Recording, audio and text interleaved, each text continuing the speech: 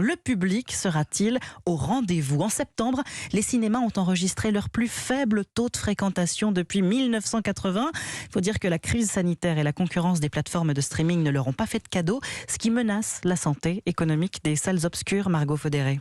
Seulement 105 millions de spectateurs se sont rendus dans les salles de cinéma depuis le début de l'année, un chiffre en baisse de 30% par rapport à 2019 et qui s'accompagne d'une diminution de leur chiffre d'affaires, 742 millions d'euros depuis janvier contre 1,5 milliard pour une année normale. Alors certes, il reste 3 mois avant la fin de l'année, mais on est quand même loin du compte, et ce alors même que le ticket de cinéma en France est souvent moins cher que dans d'autres pays européens, 7,07 € contre 9 € en Italie et même 12 en Allemagne.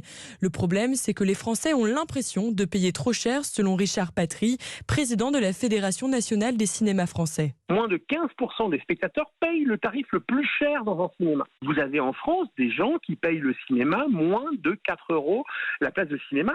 Les gens ne regardent que le prix le plus cher. À la frilosité des spectateurs s'ajoute l'envolée de la facture énergétique qui peut représenter jusqu'à 10% du chiffre d'affaires de certaines salles et le coût de la modernisation des projecteurs jusqu'à 50 000 € par salle. Margot Faudéré.